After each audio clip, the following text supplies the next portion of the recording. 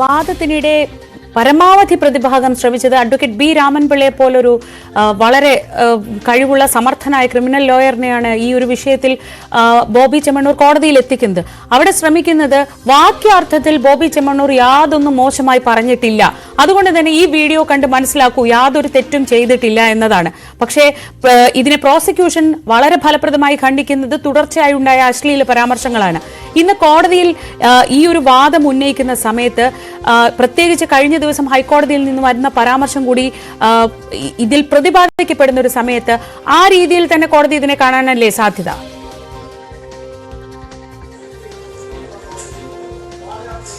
അതെല്ലാം തന്നെയും പരിഗണിക്കുന്നത് തന്നെയാണ് കരുതുന്നത്. കാരണം കഴിഞ്ഞ ദിവസങ്ങളിൽ ഹൈക്കോടതിയിൽ നിന്നാണ് ഇത് സംബന്ധിയായ കാര്യങ്ങൾ ഗുരുതരമായ രീതിയിലുള്ള പരാമർശങ്ങൾ ഉണ്ടായത്. കാരണം ഇത്തരം ഒരു പരാമർശങ്ങൾ ഈ അശ്ലീലപരമായ ഈ ലൈംഗിക ചുവയോടുകൂടിയ ചിലരുടെ കമൻറ്റുകൾ അത് വളരെ ഗൗരവതരം തന്നെയാണ്. അത് ആ രീതിയിൽ തന്നെ കാണേണ്ടതാണ് എന്ന് തന്നെ ഹൈക്കോടതി പറഞ്ഞൊരു സാഹചര്യമുണ്ട്. അത് ഹൈക്കോടതി പറഞ്ഞ തൊട്ട് ഇന്ന് തലേ ദിവസമാണ്. അപ്പോൾ ഇന്ന് ഈ കീഴ്ക്കോടതിയിൽ ഈ കേസ് പരിഗണിക്കുമ്പോൾ സ്വാഭാവികമായും അത്തരം കാര്യങ്ങൾ കൂടി ശ്രദ്ധയിൽപ്പെടുത്തുകയും അതുമായി ബന്ധപ്പെട്ടുകൊണ്ട് പല കാര്യങ്ങളെല്ലാം തന്നെ വന്നേക്കാം. അതുകൊണ്ട് അതിൻ്റെ ഒരു മെറിറ്റ് എല്ലാം തന്നെ ഇവിടെയും തന്നെ കടന്നു വന്നേക്കാം എന്ന് തന്നെയാണ് സൂചിപ്പിക്കുന്നത്. ഇതിൽ കൃത്യമായിട്ട് തന്നെയും പ്രതിഭാഗം പറഞ്ഞു വരുന്നതും കാര്യങ്ങളുമെല്ലാം ഇതിൽ വലിയ ഗൗരവതരമായ ഒരു കാര്യം തന്നെ നടന്നിട്ടില്ല എന്ന് തന്നെയാണ് പറയുന്നത്. അതിനെ ലഘൂകരിക്കുകയാണ്, അല്ലെങ്കിൽ ഈ വന്നുപോയ കാര്യങ്ങളെല്ലാം തന്നെ ഒരു സാധൂകരിക്കുന്ന രീതിയിലേക്ക് അടക്കമാണ് കാര്യങ്ങൾ വന്നു പോകുന്നത്. ഇത്തരം പരാമർശങ്ങൾ നടന്നത് അത് ഒരു വലിയ തെറ്റല്ല, അറസ്റ്റ് പോലും പാടില്ലായിരുന്നുവെന്ന് പ്രതിഭാഗം പറയുന്നു. അതിൽ വെറുതെ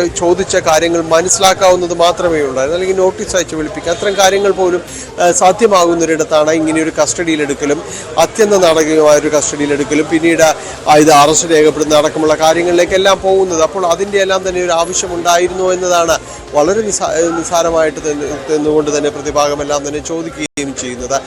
പക്ഷെ അതേസമയം തന്നെ കുറേ നാളുകളായിട്ട് പിന്തുടർന്ന് ഉപദ്രവിക്കുന്നു. അതാണ് ഹണി റോസിൻ്റെ പരാതിയിൽ പറയുന്നത്. കഴിഞ്ഞ കുറേ നാളുകളായി താൻ ഈ മാനസിക സംഘർഷം അനുഭവിക്കുകയാണ്, എത്രയോ നാളുകളായി ഈ രീതിയിൽ തന്നെ തുടരുന്നു. ഇതിൽ ഒരു ആസൂത്രിതമായ ഒരു ഇടപെടലുണ്ട് എന്നവർ പറയുകയും ചെയ്യുന്നുണ്ട്. കാരണം ഇതിൽ ഒരു പരിപാടിക്ക് ഉദ്ഘാടനത്തിന് വിളിച്ചിട്ട് പോകാതിരുന്നതിന് അതിനുശേഷം ഇത് കൂടി വരികയാണ് ചെയ്തത്.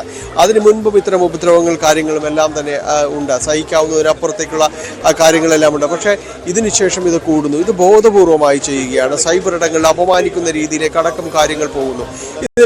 ഇതിൽ കൃത്യമായ രീതിയിൽ ആസൂത്രണം തന്നെ നടന്നിട്ടുണ്ട് എന്നവർ പറയുകയും ചെയ്യുന്നു. അതുകൊണ്ടാണ് താൻ പരാതിയുമായി മുന്നോട്ട് വരാൻ തയ്യാറായതെന്ന് അവർ സൂചിപ്പിക്കുകയും ചെയ്യുന്നുണ്ട്. നിലവിൽ 2 വകുപ്പുകൾ ആണ് പ്രധാനമായും ഇതിലേക്ക് വന്നിട്ടുള്ളത്. പക്ഷേ കൂടുതൽ വകുപ്പുകൾ ചുമത്താനുള്ള സജീവമായ സാധ്യതയുണ്ട്. അതിൽ അത്തരമൊരു നീക്കത്തിന് കഴിഞ്ഞ ദിവസങ്ങളിൽ ഹണി റോസ ഇവിടെ രഹസ്യമൊഴി ഈ കോടതിയിൽ തന്നെ രേഖപ്പെടുത്തുകയുണ്ട്. അത് അന്വേഷണ ഉദ്യോഗസ്ഥരുടെ അടക്കമുള്ള ഒരു നിർദ്ദേശപ്രകാരം തന്നെയാണ്. കാരണം ഇതുമായി ബന്ധപ്പെട്ടുകൊണ്ട് കൂടുതൽ വകുപ്പുകളും കൂടുതൽ ഗൗരവതരമായിട്ട് കാര്യങ്ങളിലേക്കെല്ലാം പോകണമെങ്കിൽ കുറച്ചുകൂടി ആധികാരികമായി ഇതിനെ സമീപിക്കേണ്ടതുണ്ട്. അങ്ങനെയെങ്കിൽ അവരുടെ ഒരു രഹസ്യമൊഴി അടക്കമുള്ള കാര്യങ്ങൾ അതിൽ രേഖപ്പെടുത്തുകയും വേണം. അങ്ങനെ കോടതിക്ക് മുൻപാകെ വളരെ കൃത്യമായ രീതിയിൽ തന്നെ നിലപാടുകൾ കാര്യങ്ങൾ പറഞ്ഞുകൊണ്ട് തനിക്കേറ്റ ബുദ്ധിമുട്ടുകൾ കഴിഞ്ഞ് കുറേ നാളുകളായി അവർ മാനസിക സംഘർഷം അടക്കം അനുഭവിക്കുന്നുവെങ്കിൽ ഇതിൽ പരാതിയിൽ നേരിട്ട് പറയാത്ത അല്ലെങ്കിൽ പുറത്തേക്ക് പറയാൻ പറ്റാത്തതായ ഏതെങ്കിലും രീതിയിലുള്ള കാര്യങ്ങളുണ്ടെങ്കിൽ, ഏതെങ്കിലും രീതിയിലുള്ള മാനസിക ബുദ്ധിമുട്ടുകൾ ഉണ്ടെങ്കിൽ അത് കോടതിക്ക് മുൻപാകെ നേരിട്ട് പറയാനുള്ള ഒരു അവസരം ഒരുക്കി കൂടിയാണ് ചെയ്തത്.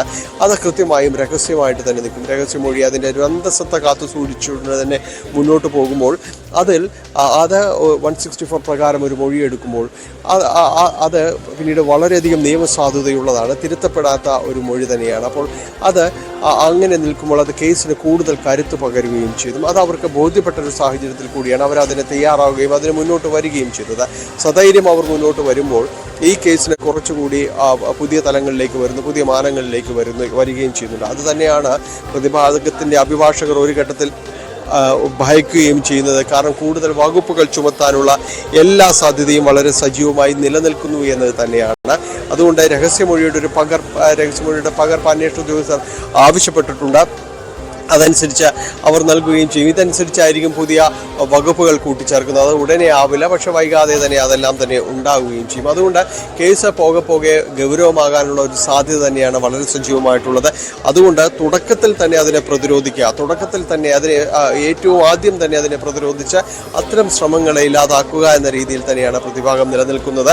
അതുകൊണ്ടാണ് ഇന്ന് ഈ കോടതിയിൽ തന്നെ ജാമ്യാപേക്ഷ സമർപ്പിക്കുകയും ജാമ്യാപേക്ഷയിൽ വാദം നടത്തുകയും എല്ലാം തന്നെ ചെയ്യുകയും ചെയ്യുന്നത്. ഉപാധികളും ഏത് കർശന ഉപാധികളും തങ്ങൾ സ്വീകരിക്കാൻ തയ്യാറാണ് എന്നതടക്കമുള്ള കാര്യങ്ങൾ പറയുകയും ചെയ്യുന്നത്. ജാമ്യം ലഭിക്കാവുന്ന വകുപ്പുകൾ മാത്രമേ ഇതിലുള്ളൂ എന്ന് ചൂണ്ടിക്കാണിക്കുകയും ചെയ്യുന്നു.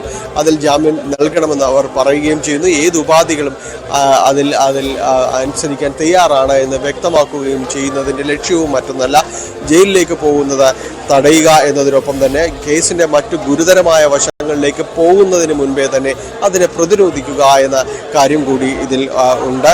അതുകൊണ്ട് തന്നെയാണ് ഈ സീനിയർ അഭിഭാഷകന്റെ നേതൃത്വത്തിൽ തന്നെ വിസ്തൃതമായൊരു അഭിഭാഷകർ തന്നെ ഇവിടേക്ക് എത്തുകയും വാദങ്ങളടക്കം നടത്തുകയും ചെയ്തത്.